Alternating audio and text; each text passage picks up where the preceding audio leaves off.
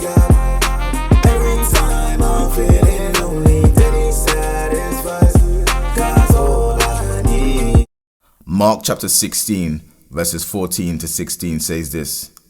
Later, Jesus appeared to the 11 as they were eating. He rebuked them for their lack of faith and their stubborn refusal to believe those who had seen him after he had risen.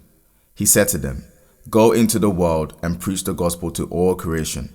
Whoever believes and is baptized will be saved, but whoever does not believe will be condemned." I remember when I was younger, there were so many things I wanted to do in the future. I remember I wanted to become an astronaut, I wanted to be a dancer, I wanted to be a pilot, and so many other things as well. But when I was 13 years old, I was adamant that I wanted to be a soldier. So I joined the local army cadets in Croydon, and I had, such an amazing time there. I learned how to shoot in a shooting range. I, used to wear my uniform with pride. I used to go on all the camps, and I loved it.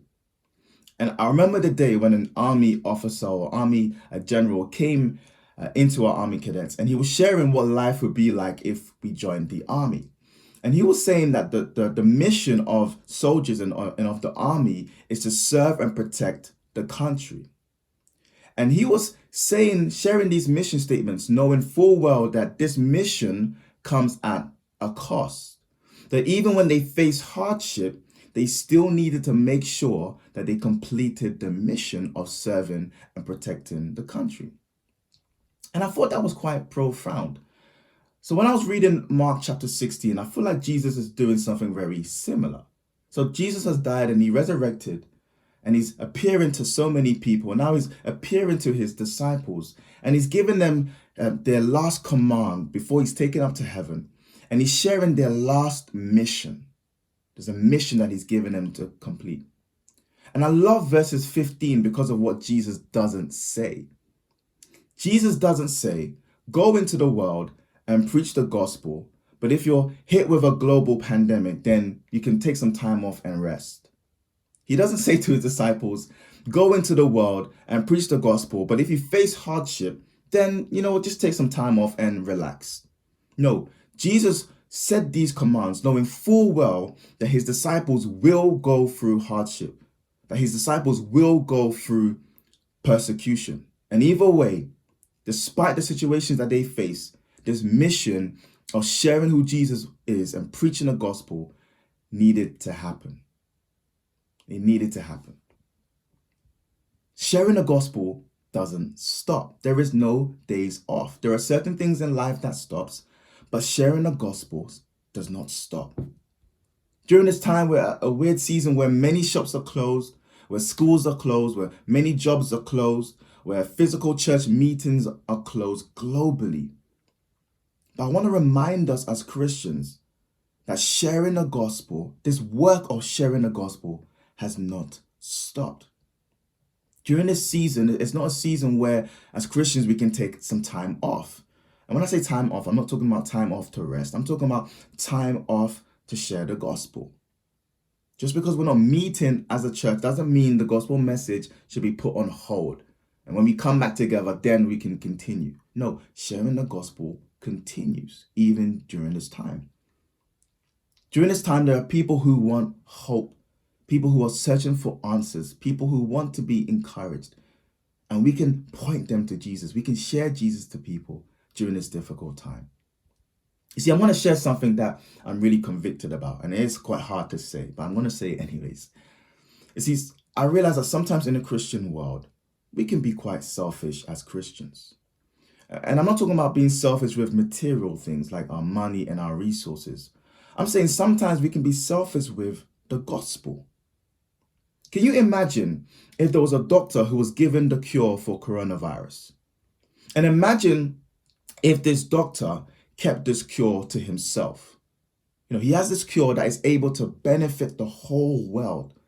But this doctor decides to keep this cure only to himself. Now, we would say that this is a very selfish doctor. We might even say this is an evil doctor because he has a cure that is able to benefit the whole world. See, as Christians, we have Jesus. And sharing Jesus will allow people to experience freedom. Sharing Jesus will allow people to escape the wrath that is about to come. Sharing Jesus will allow people to have everlasting life. This is a global message that all people need to know. This is not a message that we just keep to ourselves, but it's a message that we share with the world. And sometimes as Christians, in reality, we just need to get over ourselves. And sometimes we need to ask ourselves the question, do we really believe in this gospel message? Do we really believe in the power that the gospel message has? Because if we do, we would share it with conviction, with joy, with love, and also with urgency. With people that don't know who Jesus is. So, how can we be evangelistic in this time of a pandemic that we face today? How can we be evangelistic? I have three very simple ways. And the first way is this. You need to demonstrate it by the way you live your life. You see, we can share the gospel with someone, but then if they're looking at our lives and what we're saying and what we're doing is completely different, there's going to be problems.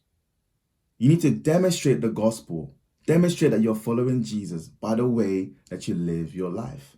During this time of a global pandemic, where you're showing that you know that Jesus is in control and you're not panicking, you're not fearful, people would watch you and think, why are you not fearful? Why are you not panicking like the rest of us?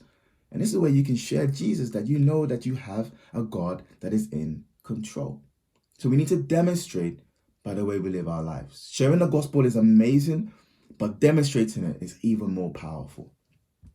The next thing we can do is use social media. Now, you don't need to be a professional blogger or a TV evangelist to use social media for the gospel. You can share who Jesus is, maybe by sharing a video or writing something on Facebook or on Instagram, and use social media just to share the gospel. I've had the opportunity to really connect with people the most through social media. So use the likes of Facebook and all these other things that we've been blessed with to share the gospel. And lastly, we can connect with people who we haven't connected with in a long time. I don't know about you, but sometimes I feel a bit awkward speaking to people on the phone that I haven't seen or spoken to in a long time. But actually, this is a good opportunity just to check on people. People need to be checked on. So this is a time where you can connect with people who you haven't spoken to in a long time. And I'm talking about the non-Christian friends, and also connect with our brothers and sisters in Christ as well. But I'm talking about our non-Christian friends. You can connect with them and share Jesus in a very simple and not forced manner. I've had the opportunity to speak to many people during these last couple of weeks who I haven't spoken to in a long time, and share Jesus with them. Let's connect with people. So basically, the simple message I'm trying to say is that this gospel message has not stopped. Just because you're at home and you're in isolation doesn't mean there's a time off for us not to share the gospel. In fact, we need to be alert and sharing more of the gospel to a broken world that we find ourselves in. God bless.